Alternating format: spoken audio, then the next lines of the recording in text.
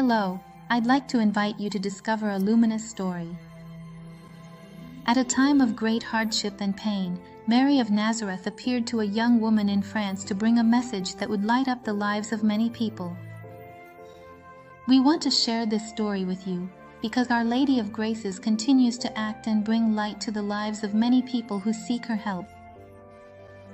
Stay with us on this journey of light, discover this beautiful story, and at the end, let's ask Our Lady of Graces together to grant you her grace.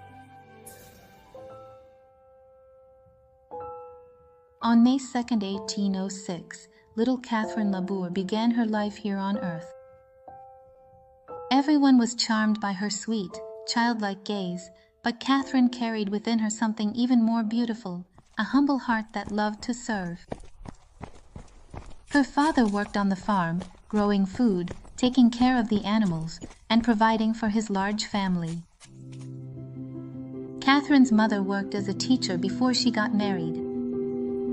Now, she had a big family with many children and devoted herself to caring for each of them all day long. She was very kind and knew how to win every heart to do good. Catherine and her sister loved listening to stories about Jesus. And that's how little Catherine received the good seeds that would later bear much fruit. As time went by, Mrs. Labouré began to get sick, more and more each day. When Catherine was only 8 years old, her dear mother died. Everyone in the family was very sad. Catherine felt an immense emptiness in her heart. She would miss being with her mother every single day. Until Catherine feels in her heart, Mary is our mother and never leaves us alone. She runs, climbs onto a small chair, and hugs with all her love a statue of Mary that was on the furniture. From that moment on, Mary would forever be Catherine's new mother. Without his wife and with many children, Catherine's father goes to the children's aunt. He asks her to take care of Catherine and Tanina, the youngest sister. And that's how Catherine came to live with her aunt, her sister, and 4 cousins. Catherine is now 11 years old and back at her home on the farm. She loved helping with the housework and taking care of the animals. She did everything with the purest joy in helping her family, thinking about the relief and good she could bring to her father and little siblings. Maria Luisa was the oldest sister, and Catherine knew how much she wanted to go to the convent. So, quickly, she and Tanina reassured their father, happily saying that the 2 of them could take care of the house and all the farm chores on their own. For Catherine, this wasn't a burden. What mattered was seeing her sister truly happy. After all, we've already said she loved to serve, right? She cooked, cleaned, and even took care of her younger siblings. Oh, and she never forgot about her dovecot. Catherine loved taking care of each little dove. Even with all these chores, Catherine was preparing for her first communion. She would wake up very early and walk to the little church in town to attend catechism. She walked along the cobblestone streets, and in her heart, the desire to serve in the name of Jesus grew stronger and stronger. Finally, the day of her first communion arrived. Catherine experienced this moment with deep joy, thanking Jesus for this opportunity. Even on cold and rainy days, Catherine never missed going to church. She would wake up very early to attend the first Mass, and right after, she would return to work on the farm. Catherine felt an increasing need to listen, to know, and to learn about Jesus. Catherine knew that Jesus was always present whenever she served with good intentions. When she swept the floor, when she made a nice hot soup, when she took care of her little brother, and when she prayed. In everything, Jesus was the meaning of her life. It's noon and the sun shines high in the sky. Catherine carries a basket of food to the men who work hard on her father's farm.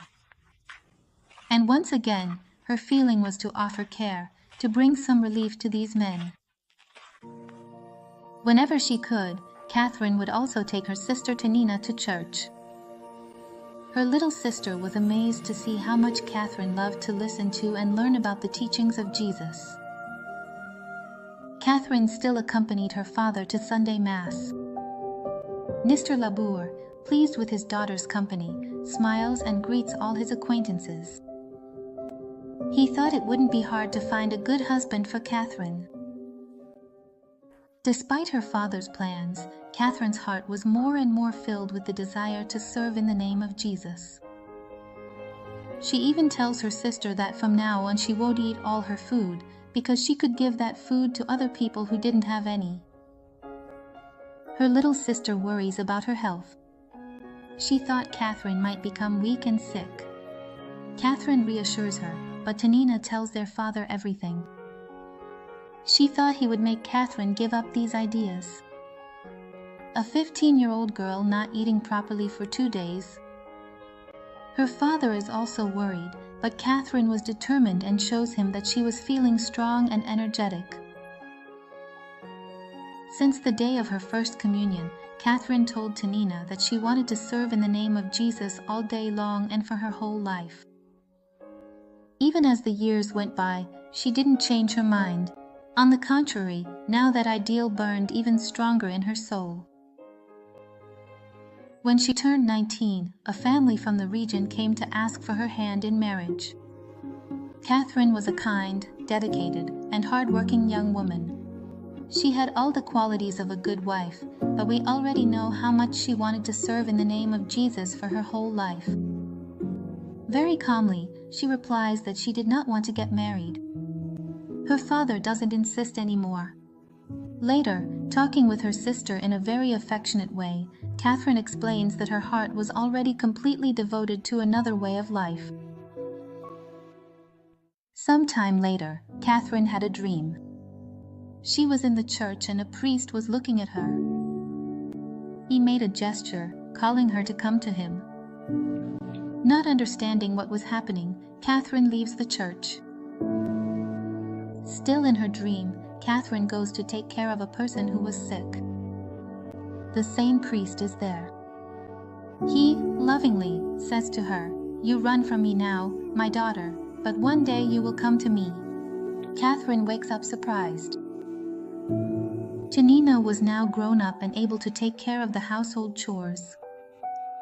Catherine's heart fills with hope. She goes to her father and explains that she wants to live like her sister, Maria Luisa, in a convent. Mr. Labouré immediately refuses. He doesn't want to lose Catherine's company. Catherine is saddened, but she doesn't let discouragement or hurt take over her heart. She keeps working on the farm with the same spirit as before, serving thoughtfully and continuing to do good to everyone around her. Mr. Labouré looks for a way to make Catherine change her mind. He thinks she needed to see other things. He then writes to one of his sons, who lived in Paris.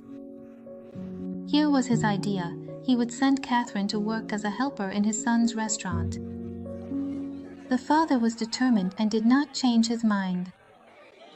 Used to the peace of her home and her prayers, Catherine's daily life was about to become much more difficult.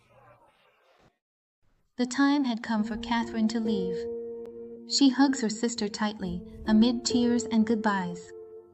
Catherine knew that life in Paris would be anything but easy. The horses race quickly, speeding down the dirt road. Catherine, in silence, prays to Jesus, asking him to help her in this new chapter of her life. She knew that in times of adversity, we must nurture our trust in Jesus. Her heart remembers Mary. She felt that her dear mother would be supporting her through whatever difficulties might come. Until finally, Catherine arrived at her destination.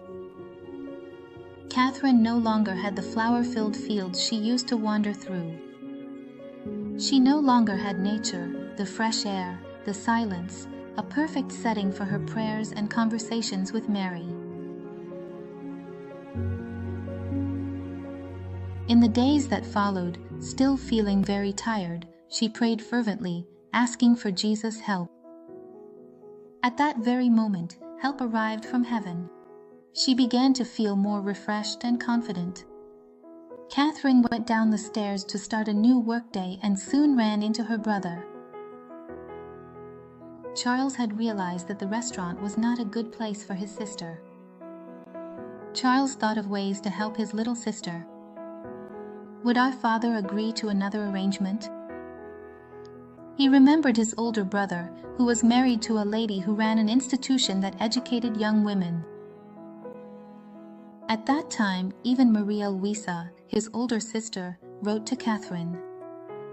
She also wanted her little sister to spend some time at the Institute of Education to learn how to write, do arithmetic, and, most importantly, to study more about the teachings of Jesus.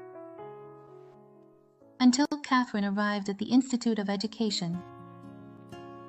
She couldn't hide her surprise when she saw that she would even have dance classes. She felt out of place, awkward about learning all these things.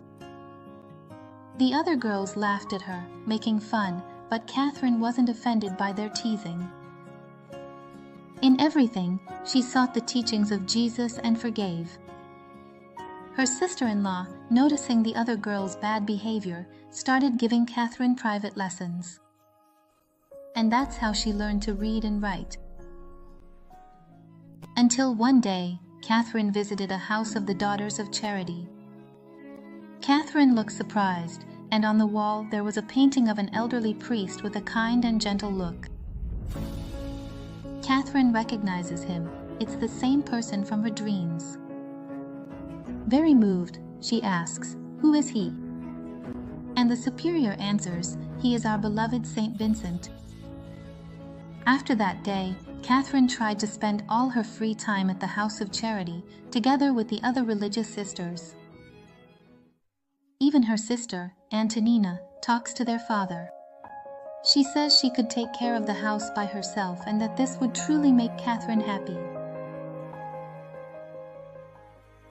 And so, in January 1830, at the age of 23, Catherine begins her life as a Sister of Charity.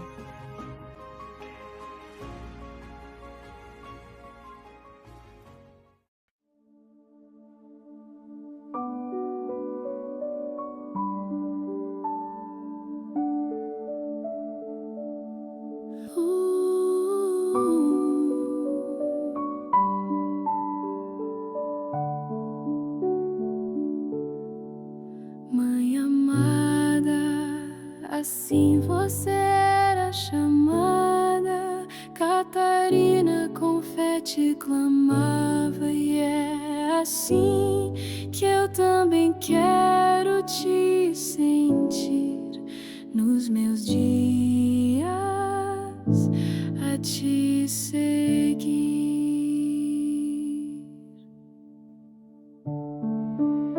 Levaste a esperança com tua mão, curaste com amor, tocaste o coração. Com uma simples medalha a brilhar, fizeste tantos recomeçarem a caminhar. Olha pra mim, mãe querida, agora teu olhar de paz é o que me revigora. Sei que cuidas de quem vai te buscar. Como filha eu sei, você vai